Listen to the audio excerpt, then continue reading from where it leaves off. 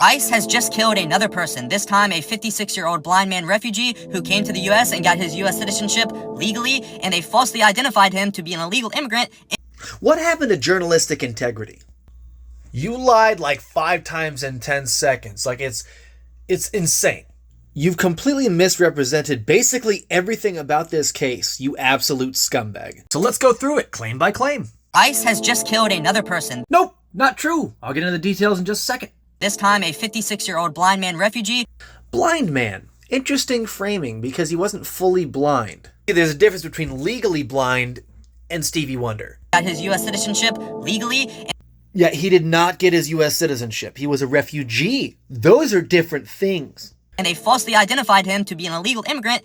They did not falsely identify him as an illegal immigrant. He committed a crime. Several crimes, in fact. You see, he committed crimes, and as a result of that, he got arrested. The initial crimes were felony assault, burglary, criminal mischief, resisting arrest, and weapons charges. And the reason why it's so important to get these smaller facts right is because it plays into the larger portion.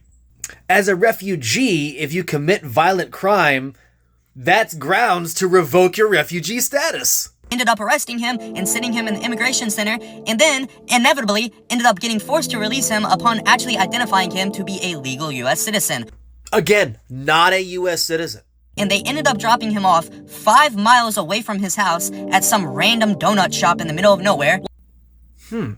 5 miles from his home is apparently the middle of nowhere. I guess Tim Horton's business strategy is to find the least populated area, the middle of nowhere, Buffalo, New York, and erect a donut shop. That makes sense. And by the way, he can hardly speak any English. Why would you move to a place where you can't communicate at all? Why?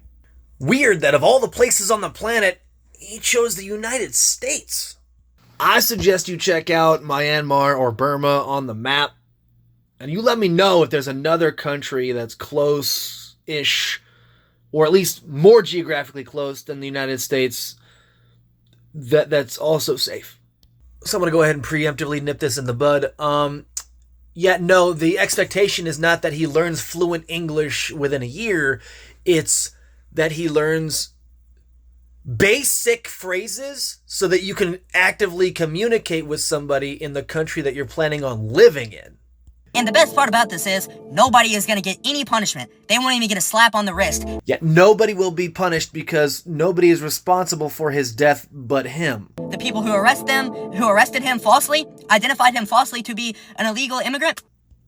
No, they didn't arrest him falsely. He committed a crime. Interesting how you didn't mention the fella's name. Makes it a little bit more difficult to look it up and to verify that you're full of shit. Nothing's gonna be done, and this is what happens whenever you give random people the authority to go do this stuff. Nope, not random. They go through training.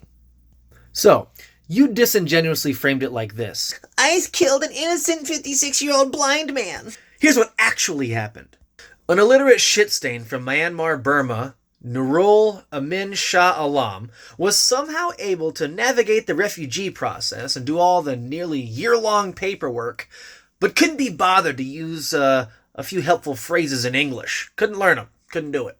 He gets to the United States and less than 60 days after touching down, commits a series of felonies. Because this is legal grounds to revoke refugee status, they held him on a deportation detainer. He pled to lesser charges, so they decided not to deport him. They released him over at a Tim Hortons, and the implication is that, they dropped him off at a closed business in the middle of nowhere. No, it was at 8 p.m. 8 p.m. The drive-thru was open. There were people there. So it's not as if they just, threw him out of a moving car at 1 a.m. and said, "Best of luck, you fucker." Then he walked around for days, and his autopsy showed that he died of a perforated duodenal ulcer.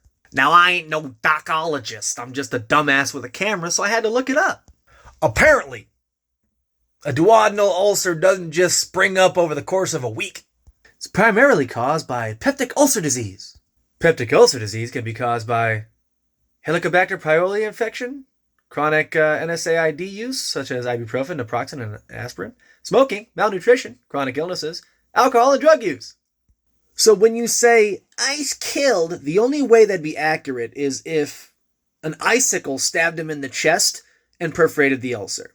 Aside from that, you're a disingenuous scumbag. You should not be reporting on anything because you can't be bothered to look up very, very basic facts. Go fuck yourself.